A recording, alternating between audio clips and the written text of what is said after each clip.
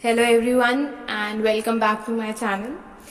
And today we are going to talk about what to do if a police officer refuses to file the FIR. So basically आज हम यही पढ़ने वाले हैं कि अगर कोई भी पुलिस ऑफिसर मना करते हमारी FIR को रजिस्टर करने से, हमारी कंप्लेंट को रजिस्टर करने से, तो उसके अगेंस्ट हमारे पास क्या क्या लीगल रेमेडीज अवेलेबल है। तो उसके लिए सबसे पहले हमें ये समझना पड़ेगा कि FIR क्या होता है। सो FIR आपका फर्स्ट इंफॉर्मेशन रिपोर्ट होता है और ये सेक्शन 154 ऑफ CRPC में आपका कवर होता है। ठीक है, अब बात होती है कि FIR कौन कौन फाइल करा सकता है। तो FIR आपका विक्टिम भी फाइल करा सकता है और कोई भी बंदा विक्टिम के बिहाफ पे आके उसे फाइल करवा सकता है। ओके, नेक्स्ट क्वेश्चन इज कि भाई FIR की इम्पोर्टेंस क्या है, उसका सिग्निफिकेंस क्या है। सो बिल्कुल FIR आपको बहुत ही इंपॉर्टेंट डॉक्यूमेंट है अपने आप में, क्योंकि जब तक आपका FIR रजिस्टर नहीं होगा तब तक आपका पुलिस इन्वेस्टिगेशन का प्रोसेस उस केस के रिगार्डिंग स्टार्ट नहीं करेगी। तो आपका इसलिए FIR रजिस्टर होना बहुत ज्यादा जरूरी है। ओके, सो ये आई थिंक क्लियर है कि only after the registration of the FIR the police can start with the investigation of the case. But question ये है कि क्या करें अगर FIR लिखी ही ना जाए, अगर FIR लिखने से मना कर दिया जाए। तो उस सिचुएशन में हमारे पास दो चीजें होती है कि पहले तो हमें समझना होता है कि भाई जो भी ऑफेंस हुआ है जिसकी हम FIR लिखवाने जा रही हैं वो ऑफेंस का नेचर क्या है, मतलब कि वो अपने आप में नॉन कॉग्निजेबल नेचर का है या फिर कॉग्निजेबल नेचर का है। अगर आपका ऑफेंस कॉग्निजेबल ऑफेंस है या कॉग्निजेबल नेचर का ऑफेंस है तो उसमें जो आपका पुलिस है वो ड्यूटी बाउंड है कि उन्हें FIR लिखना ही पड़ेगा एनी हाउ। ठीक है, क्यों? क्योंकि उसमें पुलिस के पास ये अथॉरिटी होती है क्योंकि वो अरेस्ट कर सकते विदाउट वारंट। ठीक है, ये कौन से हमारे ऑफेंसेस हो गए कॉग्निजेबल, जैसे कि आपका मर्डर हो गया, रेप हो गया, असॉल्ट हो गया, इन सब केसेस को हम बोलते हैं कॉग्निजेबल ऑफेंसेस, जो कि सीरियस नेचर के थे, जिसमें पुलिस बिना किसी वारंट के भी गिरफ्तार कर सकती है, अरेस्ट कर सकती है। अब बात करते हैं नॉन कॉग्निजेबल ऑफेंस की। तो जो हमारे नॉन कॉग्निजेबल ऑफेंसेस होते हैं उसमें पुलिस को अलाउड नहीं होता कि वो FIR रजिस्टर कर सके। तो वो FIR रजिस्टर करने के बजाय रजिस्टर करती है NCR। तो अब बात आती है कि NCR क्या होता है। NCR आपका होता है नॉन कॉग्निजेबल रिपोर्ट और ये आपका आता है section 155 of CRPC। Okay, NCR हमारा कौन से सेक्शन में आता है? 155 ऑफ CRPC। और NCR में हमारे कौन से ऑफेंसेस होते हैं जो कि लेस सीरियस इन नेचर के होते हैं।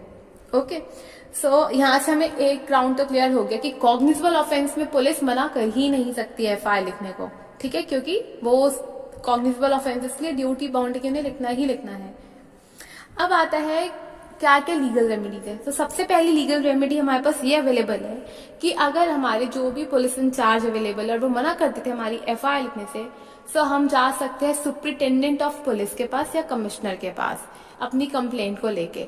हम उनसे 1-to-1 भी बताकर बैठ के अपनी दिक्कत बता सकते हैं और हम चाहें तो हम लिखकर उसे पोस्ट भी कर सकते हैं सुप्रिटेंडेंट ऑफ पुलिस को या फिर कमिश्नर को। ओके, ये मैंडेटरी नहीं है बिल्कुल भी कि आपको पोस्ट के थ्रू ही अपनी कंप्लेंट लिखकर ही भेजनी है। आप चाहें तो आप ऑफिस में विजिट करके भी फेस टू फेस भी उन्हें बता सकते हैं। अच्छा, अगर इसके बाद भी कोई एक्शन नहीं लिया जाता या आपकी कंप्लेंट रजिस्टर नहीं होती तो क्या करें? तो आप जाएंगे, आप अप्रोच करेंगे जुडिशियल मजिस्ट्रेट को या फिर मेट्रोपॉलिटन मजिस्ट्रेट को। ये कंप्लेनेंट का राइट है कि वो जुडिशियल मजिस्ट्रेट या मेट्रोपॉलिटन मजिस्ट्रेट के पास जा सकते अपनी कंप्लेंट को रजिस्टर कराने के लिए। Okay, as per section 156 sub clause 3। Okay, हम मैजिस्ट्रेट या जुडिशियल मैजिस्ट्रेट के पास कब जाएंगे, कौन से सेक्शन के अंतर्गत जाएंगे? सेक्शन 156 सब क्लॉज 3 के वर्च्यू में। ओके, और हम सुप्रिटेंडेंट ऑफ पुलिस के पास कब जाएंगे? Section 154 sub clause 3 of CRPC। अच्छा जी, चलिए अब हम जुडिशियल मैजिस्ट्रेट के पास भी चले गए और हमारा कंप्लेंट रजिस्टर नहीं हुआ। अब हम क्या करें? अब कौन सी लीगल रेमेडी हमारे पास अवेलेबल है?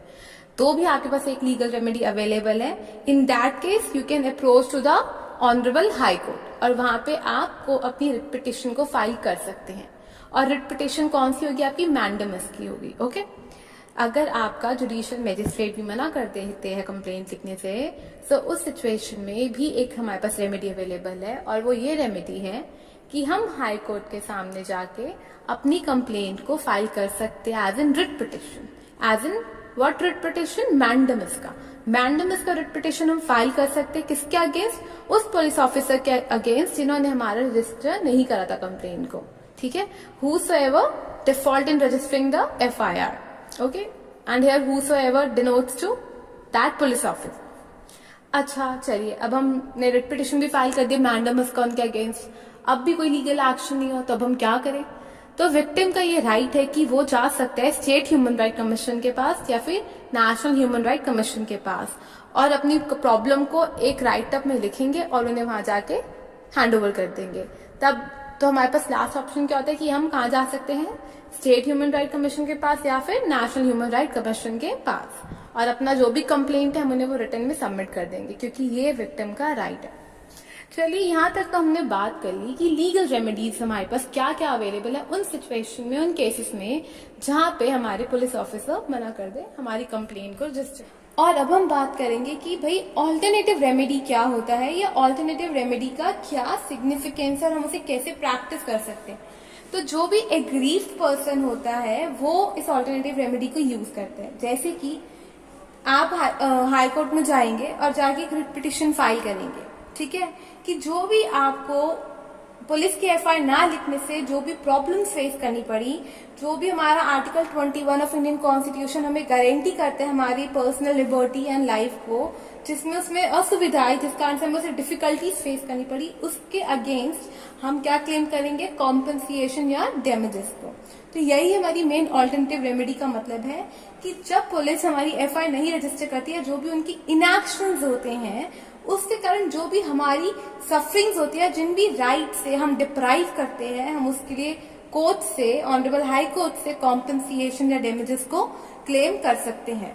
और जैसे कि हमें पता है कि सुप्रीम कोर्ट ने अपनी गाइडलाइंस दी थी कौन से केस में? ललिता कुमारी वर्सेस स्टेट ऑफ यूपी में।